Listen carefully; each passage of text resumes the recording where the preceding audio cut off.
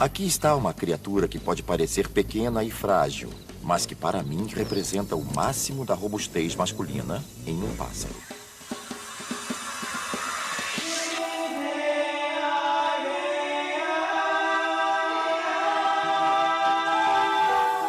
O mundo secreto dos jardins. Beija-flores. Distribuição Sinapse.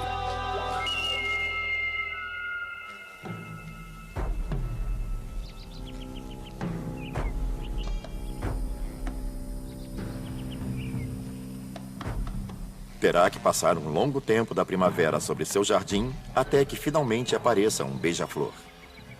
Antes disso, muitas fontes de néctar, muitas flores devem aparecer para que ele fique pronto para elas.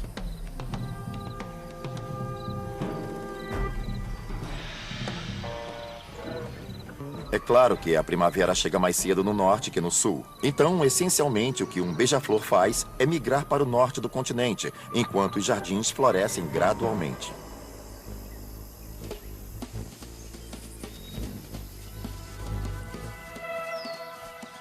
A vida de um beija-flor é uma troca. Eles têm habilidades que praticamente nenhum outro pássaro tem. Pairam no ar, voam para trás, se movem por lugares difíceis, mas como quase nunca ficam parados, eles têm que se alimentar continuamente para manter toda essa atividade. Por isso, um beija-flor deve se alimentar o tempo todo. São consumidores incessantes de néctar, e é essa busca que os mantém em seu jardim.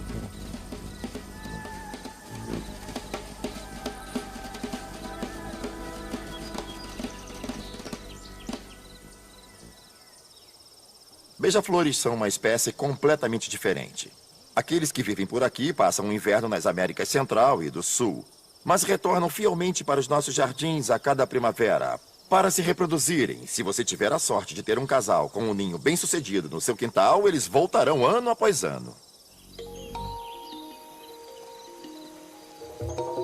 Quando os beija-flores chegam aos locais de procriação, após passarem o inverno no sul, a primeira coisa que o macho faz é organizar seu território de procriação. E, normalmente, o que procuram é um local com muitas flores. O jardim é um ótimo lugar para formar este território.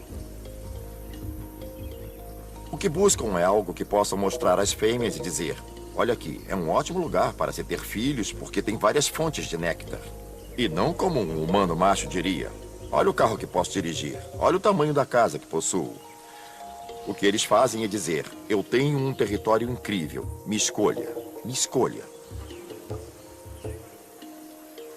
Então, para mantê-la, o beija-flor macho deve cantar e dançar o melhor que pode. Isso normalmente envolve alguns belos voos e uma combinação de cores brilhantes. Toda essa agitação é para apenas uma coisa: conseguir a parceira. Beija-flores são realmente pássaros bem coloridos, particularmente os machos, para que possam atrair as fêmeas. Suas cores estrondosas não vêm de pigmentos, mas da estrutura de suas penas que agem como prismas, refratando a luz. O que significa, é claro, que o beija-flor é capaz de produzir um esquema de cores unidirecionais, pois você só observa as cores se a luz estiver refratando diretamente do prisma na sua direção. Então, realmente, se eles vão se mostrar para uma fêmea, o que tentam fazer é se posicionar para que possam refratar a luz do sol em suas partes mais visíveis e dizer: olhe para mim, eu não sou incrível? Todo esse show é uma tentativa de persuadir a fêmea a acasalar com ele, se estabelecer no território e se encarregar da construção do ninho. Well, you know it's true, I wanna build a little nest for two. Well, I'm crazy about you, baby, no matter what you say. I want to take you home with me so we can play all day. Well, you know it's true, I wanna build a little nest for two. De grama em grama, a seda da aranha é mais forte que o aço. Os beija-flores devem saber disso, pois é seu material de construção favorito. Eles vão roubá-lo de uma teia de aranha e o tecerão dentro de ninhos em formato de pequenos copos que não são apenas fortes, mas também flexíveis, permitindo que o ninho aumente de tamanho. Well, now don't you try to fly away, 'cause you're the one for me. Right here in our little nest is where you ought to be. Well, you know it's true, I wanna build a little nest for two. Well, you know it's true. I wanna build a little nest for two. As fêmeas constroem um ninho inteiro. Também fazem toda a incubação dos ovos e cuidam de toda a alimentação dos filhotes. Os machos realmente não contribuem com as obrigações domésticas. Apesar de tudo, são bons em acasalar e defender o território contra competidores pelo néctar. Mesmo sendo muito belos, provavelmente não há sordidez maior que um beija-flor macho tentando defender seu território contra outro macho. Você pode ouvir um ruído intenso e agudo quando se atracam em alta velocidade. Executando uma função realmente importante, pois isso mantém os outros beija-flores fora da disputa por todo aquele néctar, disponível apenas para ele, a sua fêmea e seus descendentes.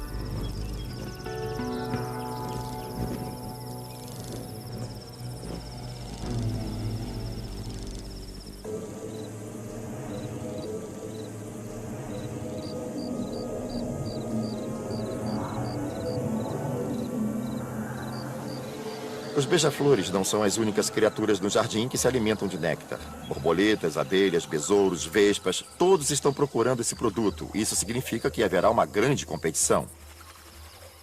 Em qualquer dia, seu jardim será visitado por hordas de diferentes criaturas. E essa é a beleza das flores. Elas não são somente belas de se olhar, mas também atraem um incrível exército de lindas criaturas.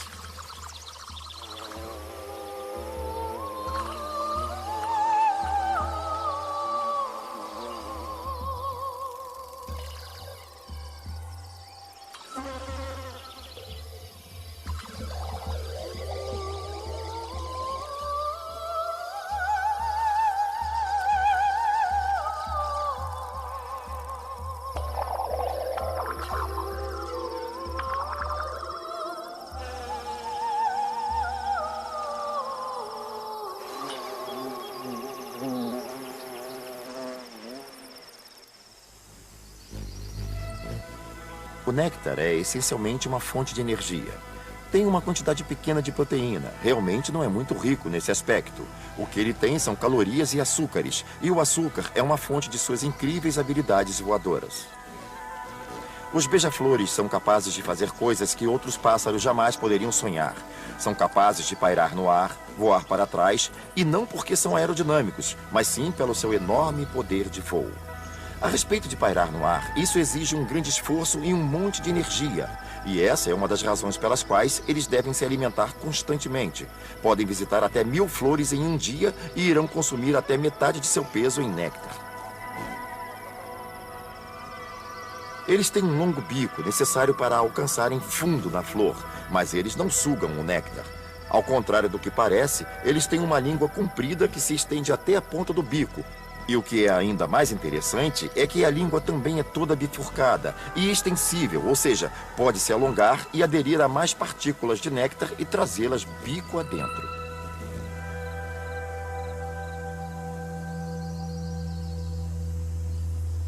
Após cerca de 2 semanas no ninho, os filhotes de beija-flor já estão prontos para encarar o mundo lá fora. Um bebê beija-flor é uma criaturinha nua, do tamanho de um mamangá. Parecem bem indefesos. E estão realmente indefesos, sujeitos a predadores como pássaros, esquilos e cobras. Todos podem se alimentar dele. Não há nada que alguém possa fazer, especialmente quando a mãe está procurando comida. Estão por conta própria dentro do ninho. E assim é a vida da maioria das criaturas em seu jardim. Sempre existe a chance de se tornar comida de alguém.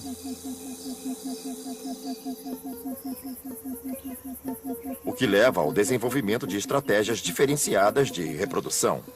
O que muitos insetos e aranhas fazem é produzir uma enorme prole e se preocupar bem pouco com ela, geralmente a deixando à própria sorte. A estratégia dos beija-flores é diferente. Eles normalmente produzem 2 filhotes e se dedicam ao máximo para que sobrevivam.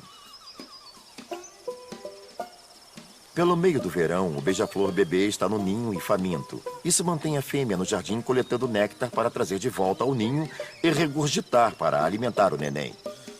É um processo meio nojento. Você está olhando para uma criatura de bico longo, despejando aquilo goela abaixo de outra pequena criatura de bico longo. Parece com aquele truque do engolidor de espadas do circo, mas trata-se de uma operação precisa, algo ansiosamente aguardado pelos filhotes.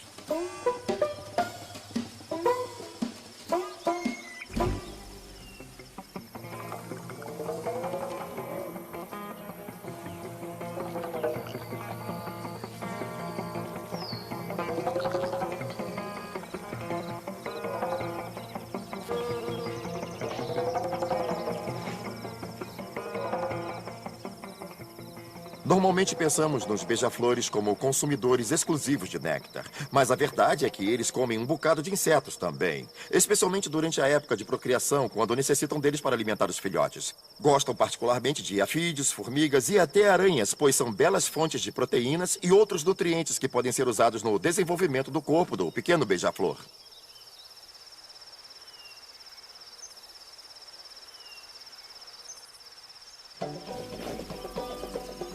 A mamãe beija-flor tem um trabalho pesado para manter alimentadas aquelas bocas famintas, o que significa que estão constantemente patrulhando o jardim e agarrando praticamente qualquer inseto que possam carregar. E tudo isso ela tem que levar de volta ao ninho, deixar naqueles bicos ansiosos e voltar à caça sem parar. Os beija-flores são tão rápidos que podem agarrar coisas no ar, arrancá-las da folhagem e toda forma de abordagem que puderem. São predadores muito eficientes. Seus bicos são como pequenos sabres. Podem agarrar tudo com muita eficiência. São máquinas de caça.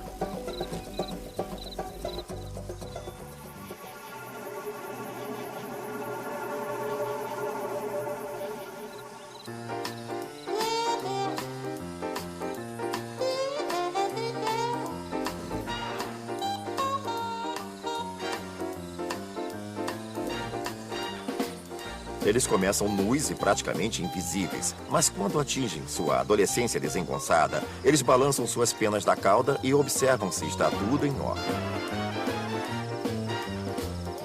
Ocorre um empurra-empurra por espaço entre os irmãos, e ao final de 6 semanas, eles estão literalmente transbordando do ninho.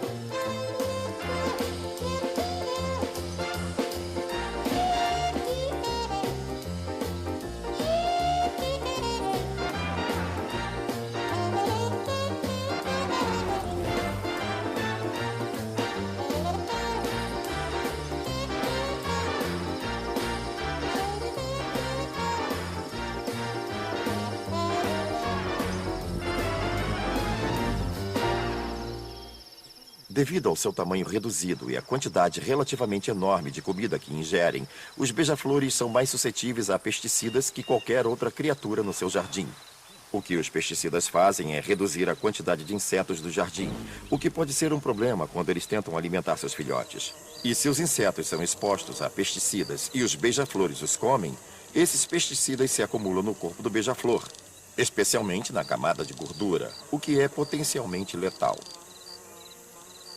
Quando os filhotes de beija-flor estão grandes o suficiente, a mãe vai encorajá-los a abandonar o ninho, mesmo que ainda continue a alimentá-los por um tempo. Se você tiver sorte de ver um, notará que são realmente tão coloridos e geralmente têm bolinhas peludas. Nada a ver com seus suaves e lustrosos pais.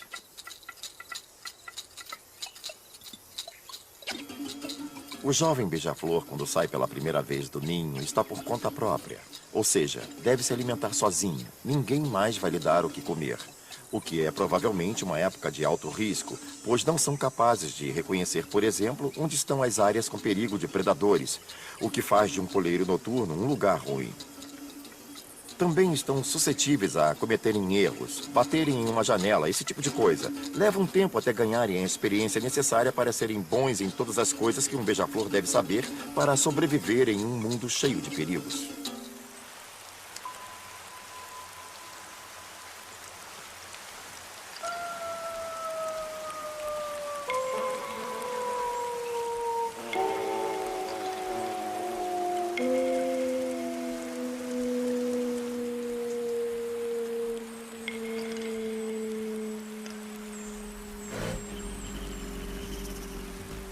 O tempo frio e chuvoso representa o maior risco para os beija-flores. Eles saem na chuva tranquilamente, Normalmente não tem nenhum problema em se manterem aquecidos. São praticamente pequenos aquecedores, bombeiam bastante calor e têm muitas penas que funcionam como isolantes para protegê-los. Mas quando o tempo se torna frio e úmido, as flores das plantas se fecham. Muitas nem floresceram ainda, o que acaba com o suprimento de comida dos beija-flores, deixando-os numa fria.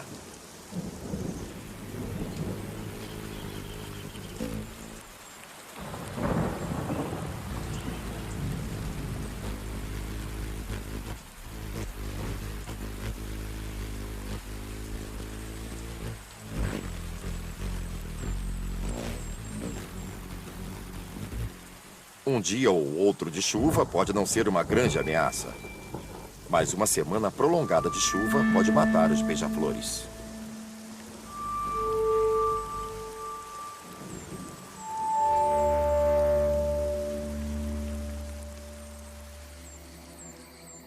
As noites longas são outro problema para eles, pois eles não ficam ativos para caçar. Uma noite quente não tem importância, mas as noites frias podem representar um sério risco. Se você não é capaz de repor a comida, deve tentar uma tática diferente. É o que os beija-flores fazem. Uma coisa bastante impressionante. Eles são capazes de diminuir o ritmo do seu sistema, deixar a temperatura baixar em um processo conhecido por torpor, parados ao longo da fria e úmida noite.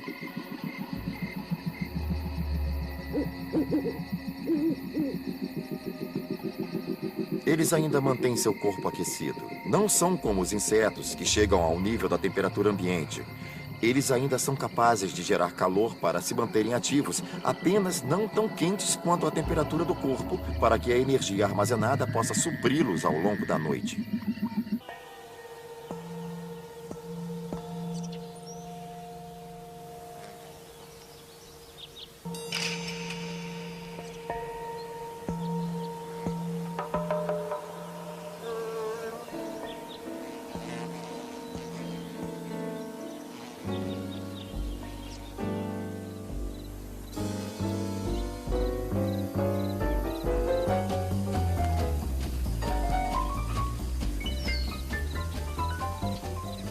As delicadas flores tubulosas são as favoritas dos beija-flores, pois normalmente não suportam o peso das borboletas que precisam de um apoio para suas operações.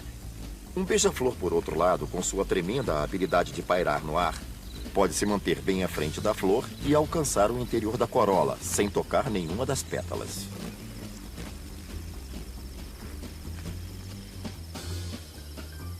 Agora você se pergunta por que a flor se daria ao trabalho de ser vermelha e tubulosa para atrair os beija-flores.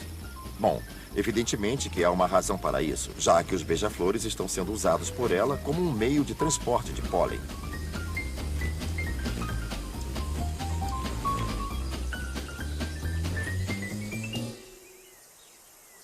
Se você deseja atrair os beija-flores para o seu jardim, deve começar escolhendo as flores certas.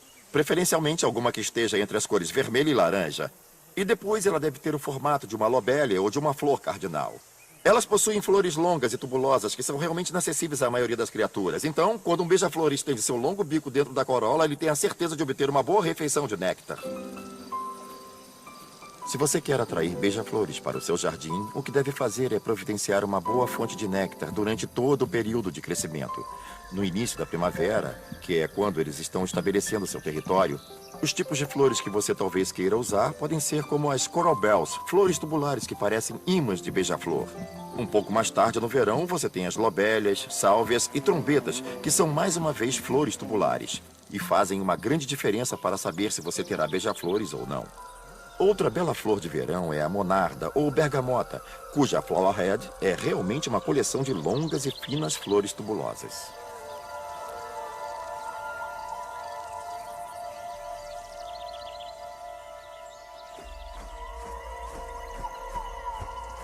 A flor favorita do beija-flor é a penstemon. No sudeste americano, onde os penstemos estão em grande diversidade, encontrará um grupo deslumbrante de beija-flores para explorá-las. Onde quer que encontre penstemos, certamente encontrará beija-flores. Outra forma de garantir que seu jardim continue a ser atraente é não deixar que haja uma época de baixa florescência, quando o néctar pode não estar tão disponível. Você pode fornecer alimento aos beija-flores. Essencialmente, o que deve fazer é colocar uma quantidade equivalente de néctar, uma solução simples de açúcar e água, em um alimentador que tenha um tubo de acesso para manter os competidores longe e que seja preferencialmente de plástico vermelho ou qualquer outro material vermelho. É o que certamente vai atrair os beija-flores. Não há necessidade de colorir a água adocicada de vermelho, pois não temos certeza se o corante usado não seria tóxico para os beija-flores. É o reservatório de plástico que deve ser vermelho, não o líquido.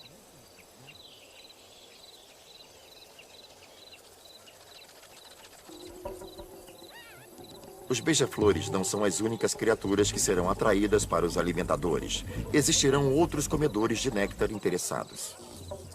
A única maneira de quebrar a concorrência é se certificar de que os buracos de acesso sejam pequenos o bastante apenas para o bico estilete de um beija-flor.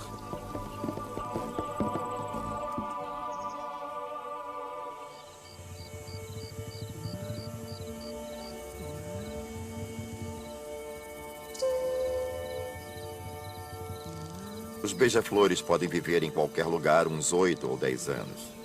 Você acaba aprendendo alguma coisa sobre um pássaro que vive cerca de 8 ou 10 anos em seu jardim. Depois de um tempo, eles podem tomar seu rumo. Preferem em certos lugares. Se alimentam de certas flores e determinados alimentadores mais que outros. Você deve se tornar bastante íntimo dos beija-flores. E eles ficarão por um bom tempo. Ao final da fase de crescimento, no inverno, os beija-flores vão para o sul. E o legal é que, se eles gostaram do seu jardim, voltarão ano após ano.